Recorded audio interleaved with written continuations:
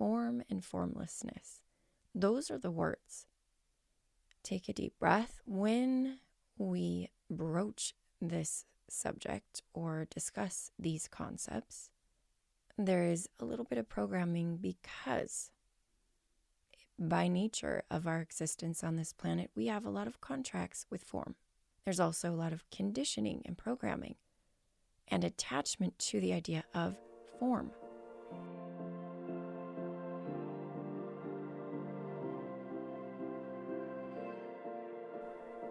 Welcome to the Activations with JJ August 2024 mid-month energy update. In today's episode, I'll be touching on some of the themes that already came up for August, as well as introducing some new ones that came forward after the Lionsgate portal. Excited to dive into all of this with you and can't wait to spend a little time here.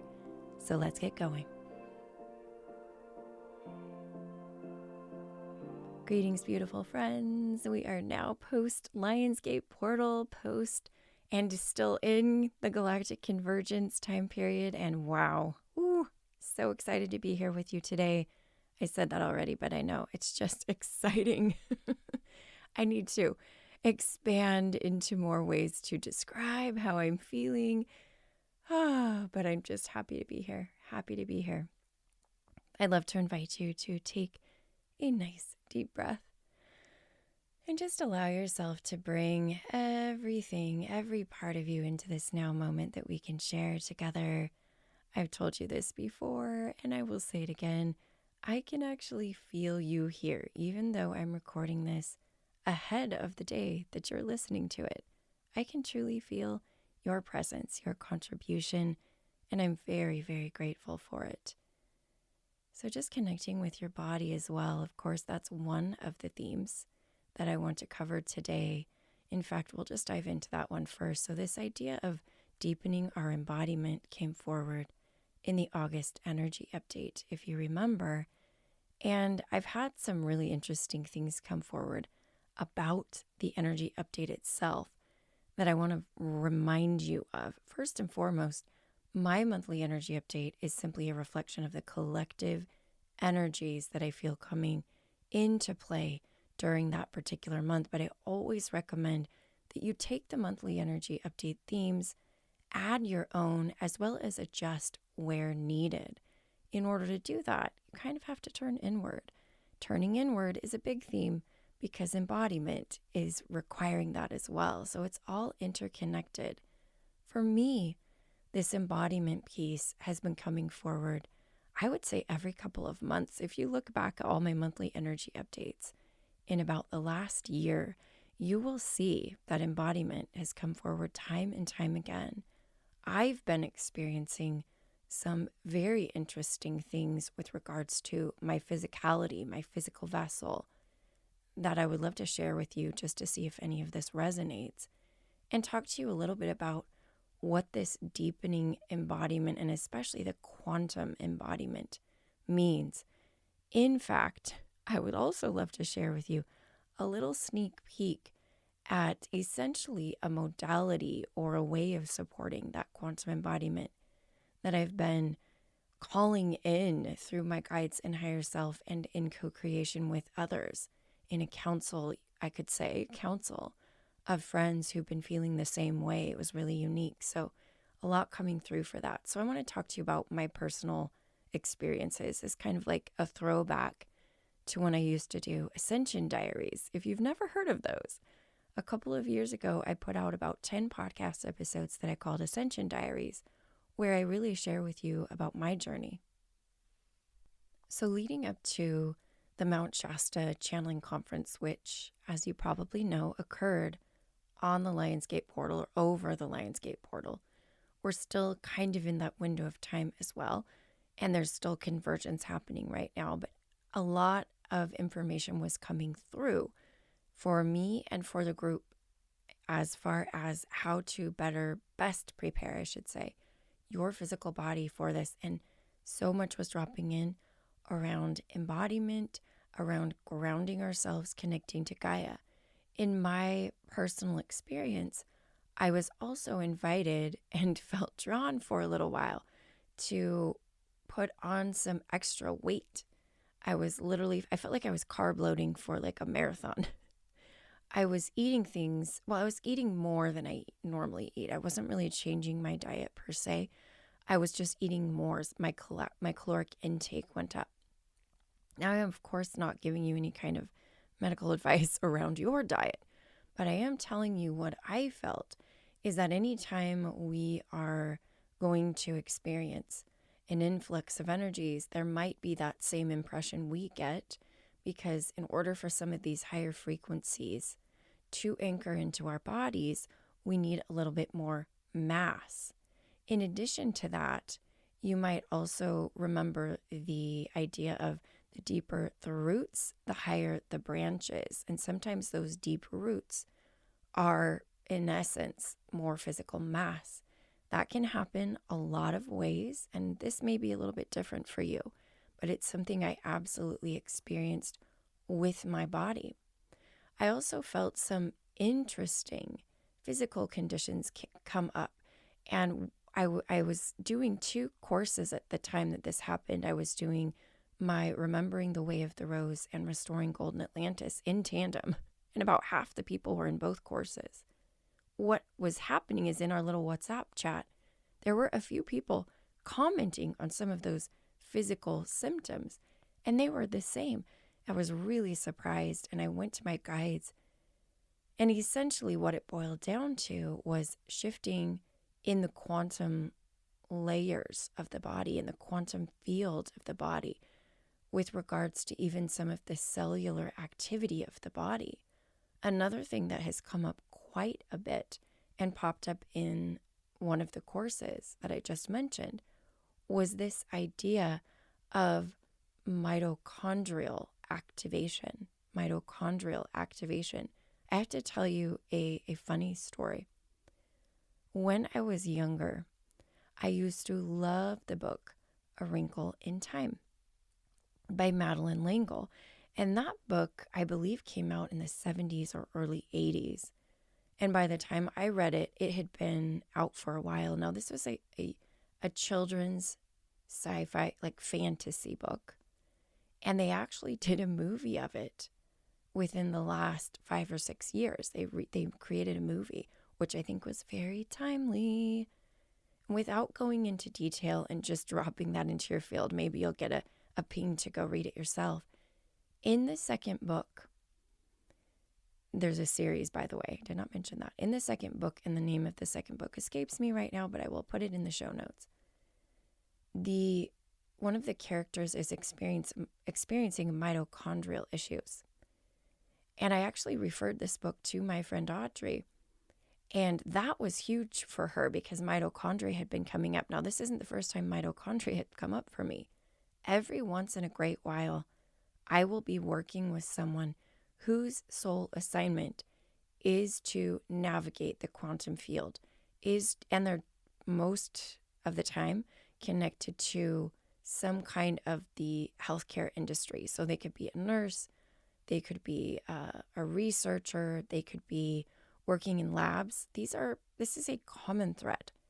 And this mitochondria will come up. They're very familiar, obviously, with some of these cellular, subcellular, parts of the body and beyond, I feel.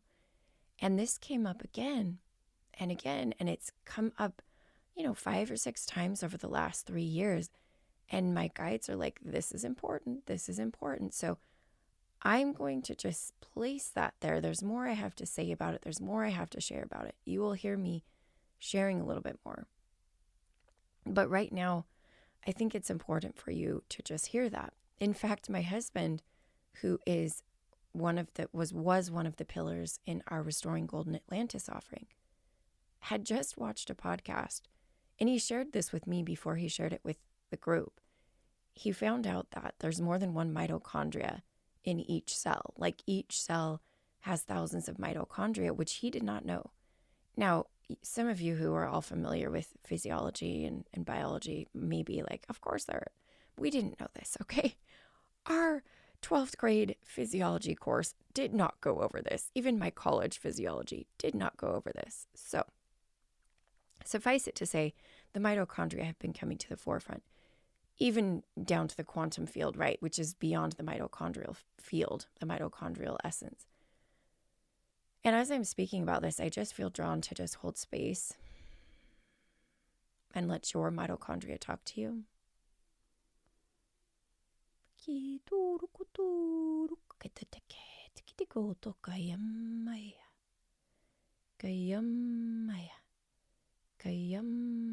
I'm actually hearing, feeling, and sensing something very similar to the mycelium network of Gaia. I'm feeling this within the body as a mitochondrial network.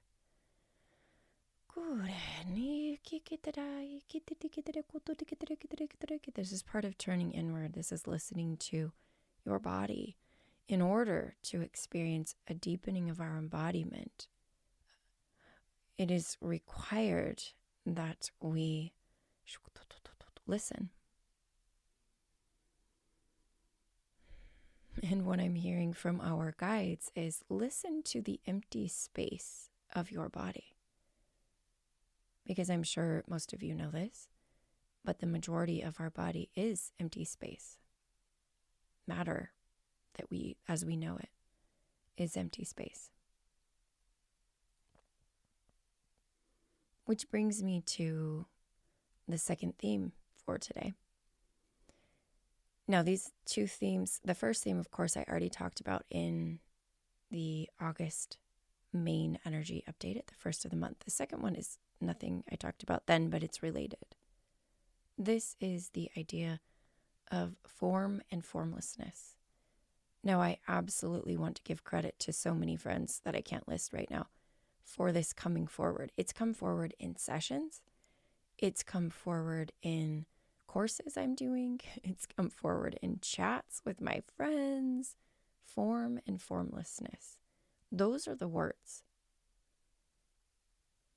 Take a deep breath. When we broach this subject or discuss these concepts, there is a little bit of programming because by nature of our existence on this planet, we have a lot of contracts with form.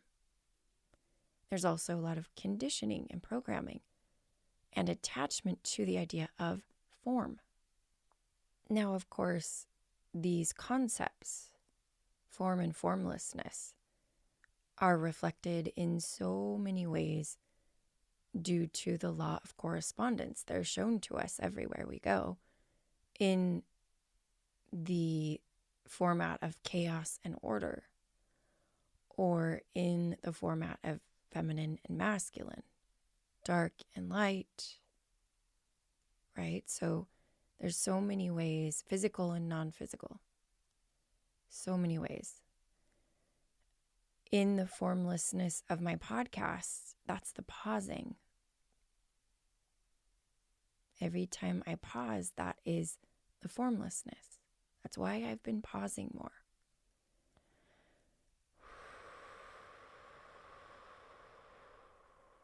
And I hope you'll take an opportunity to listen to two podcasts I did recently. They came out at the end of July. One with my friend John Burgos of the Beyond the Ordinary show, and another with my friend Emilio Ortiz, who hosts the podcast Just Tap In. Now, in my podcast with John, I brought attention to the idea of the pause in a few different ways. That's what wanted to come forward. He has a fun format where it's kind of like my channeled Q&A. So it's a webinar where you can ask questions and you'll actually come up as a panel. You can actually ask questions. And throughout that podcast, there were about over 100 people that were listening live. And throughout that, I felt so many times the guides were like, okay, pause.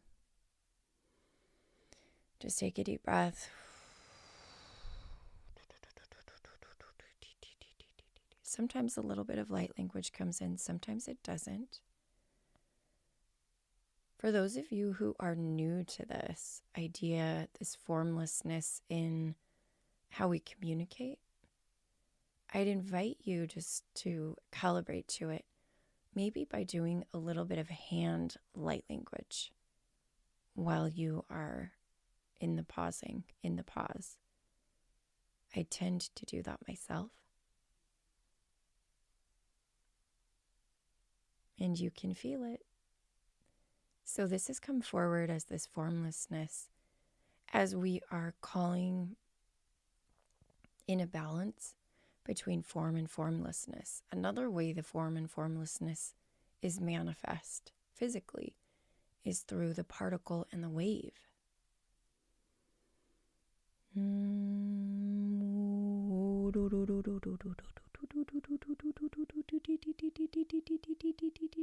I can feel talking about this subject is activating remembrance.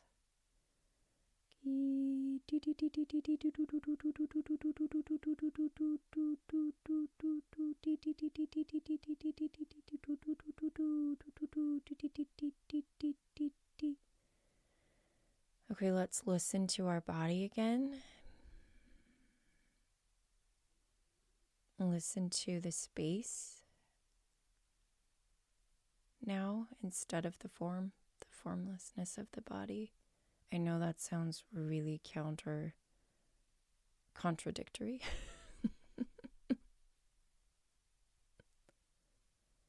My guides are like, just try it. Just try it. You'll see.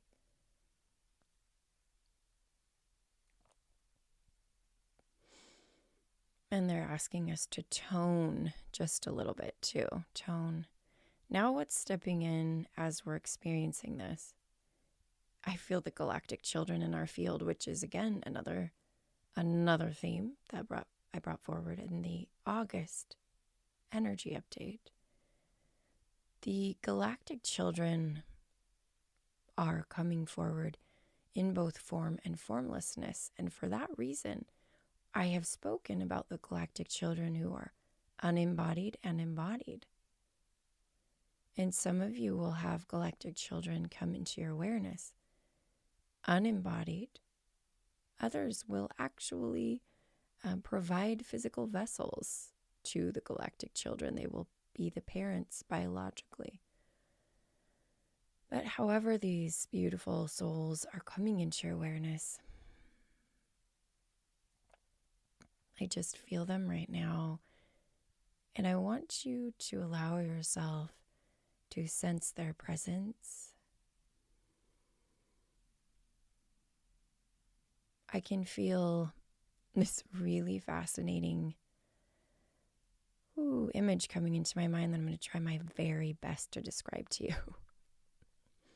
It makes me laugh because I'm like, okay, I'll do it telepathically too. If you open up your clair senses, I will convey it to you telepathically from my vision to your vision. I'm seeing those parachuting formations people make when they jump out of a plane and they have parachutes and they hold hands and they create like a circle, right? They'll create they'll hold hands and they'll be spread eagle. And you can see they make giant formations. These are these groups.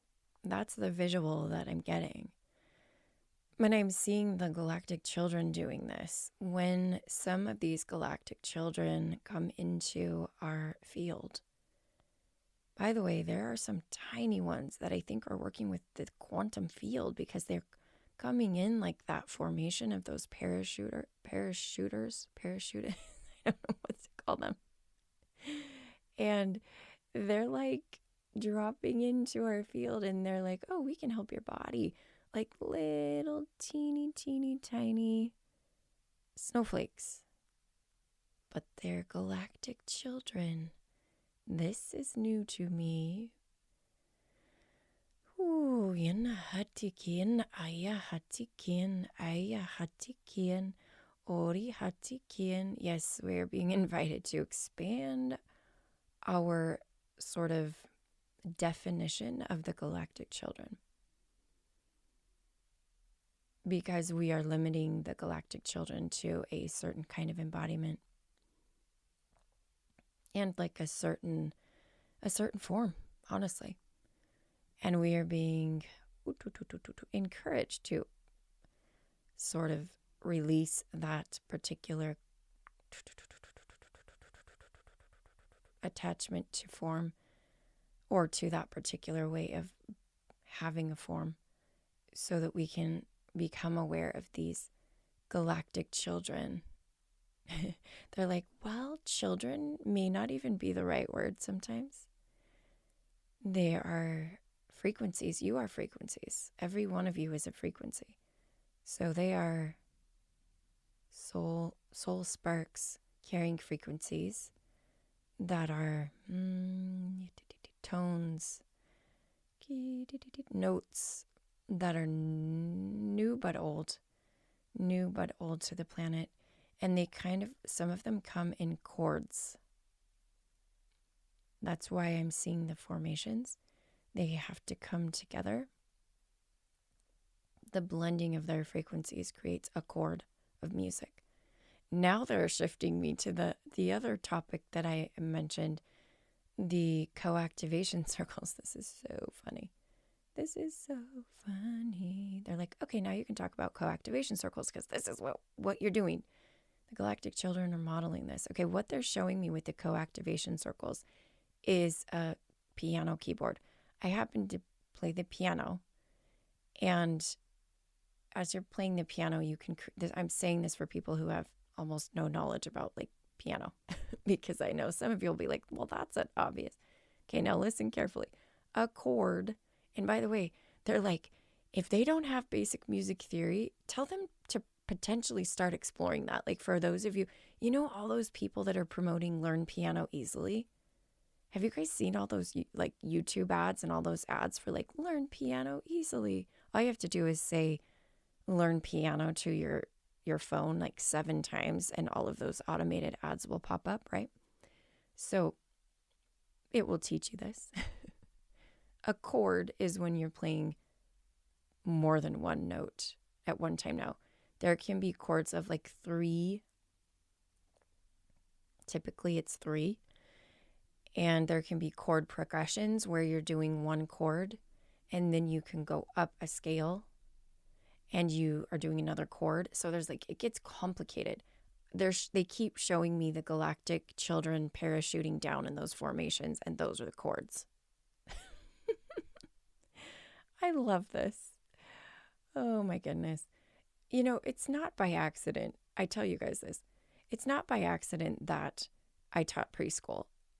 You come to me for the grounded explanation, because I guarantee you there are other channelers right now channeling this exact identical information in a way more eloquent way than I can. I can't even say the word eloquent.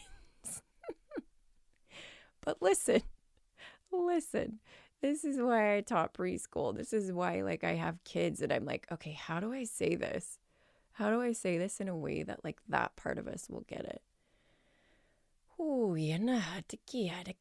Okay, so the chords. Okay, what are these co-activation circles doing? Okay, they're allowing us to experience creating these chords with other people in harmony, right? And so as we come together, we create a chord, and then like so 3 people. Yeah, it's more than I can probably say with words. I think you're understanding that when we come into co-activation circles, we're a keyboard, but I don't see it as a straight line. I see it as a circular keyboard, which doesn't really exist, but that's how I'm seeing it because there's something about it being that way. And then I feel some of us have access to certain notes, frequencies, right? So you may have access to like 12 frequencies, and somebody else may have access to another 12, and somebody else to another 12. So your keyboard's going to be way more than the normal keys on a keyboard, more than 88 keys, which by the way is interesting, isn't it? The keyboard has 88 keys. Okay. Maybe we need to start with 88. And oh my gosh, this goes with something that's been happening in my light language remembrance sessions. Oh wow, this all ties in. All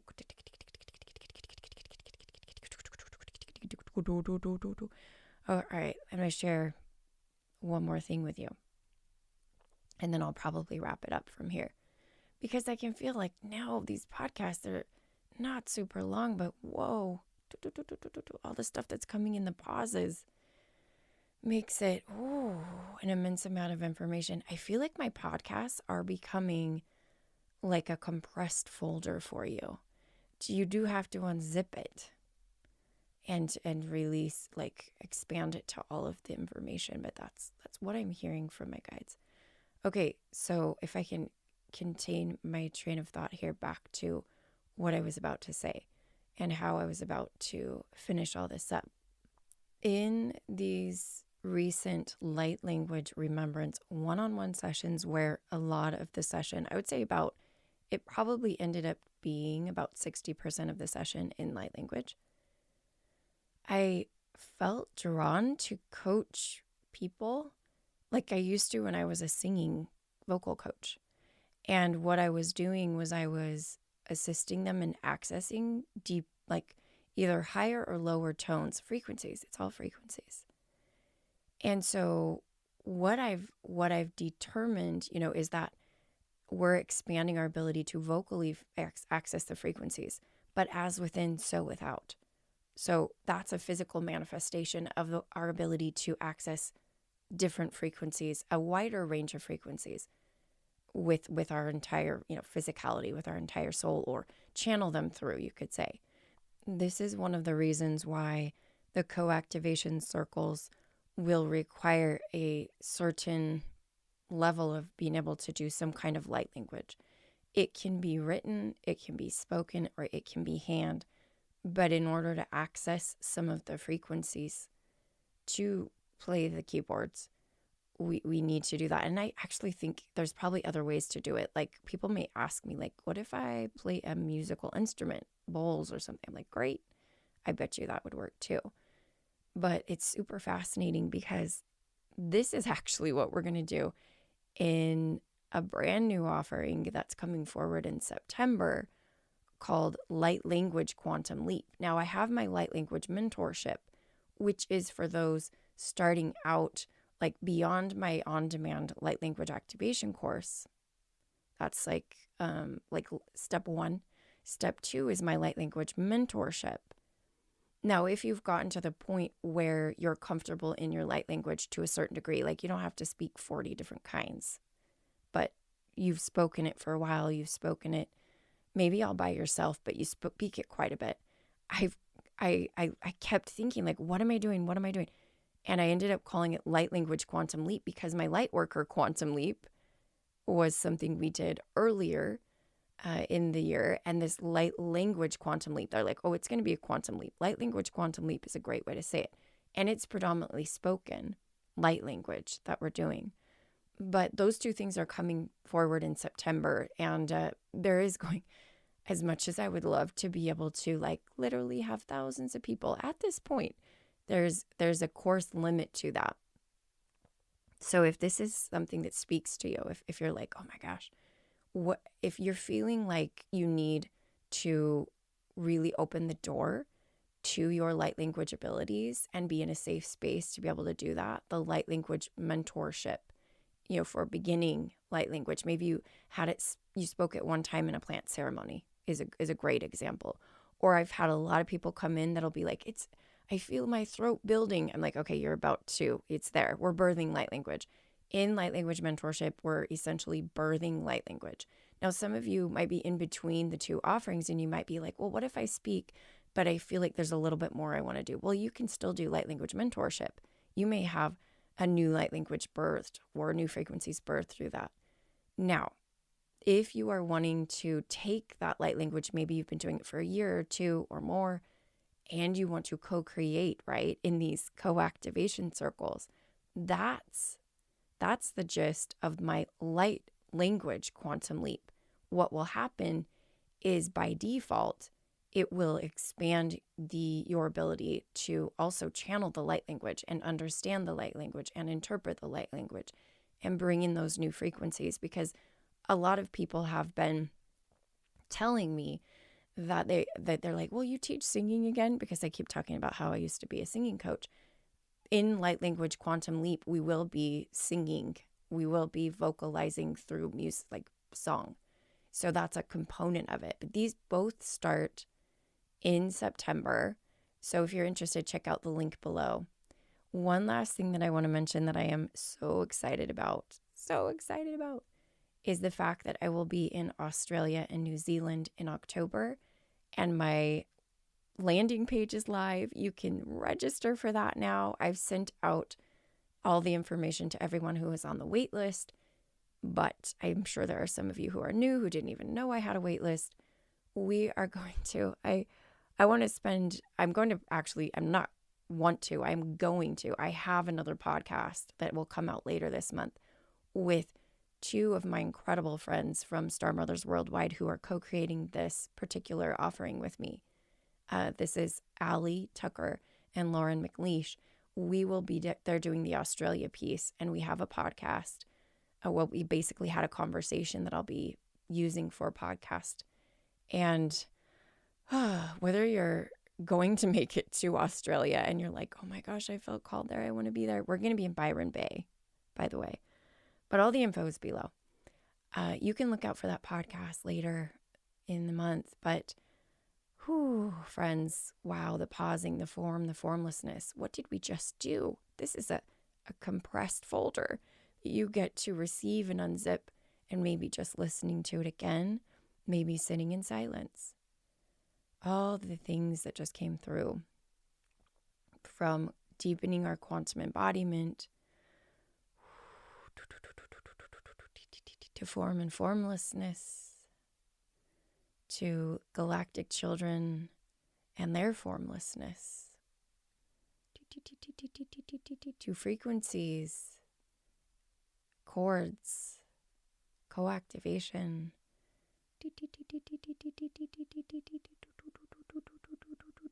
to quantum leaps with our light language. Oh, thank you. I just want to invite you to take a deep breath, receive what you need, place on the shelf what's not ready to be integrated, and release what you do not need at this time. As always, I'm sending you so much love and reminding you that I am you and you are me, and we are we. Until next time.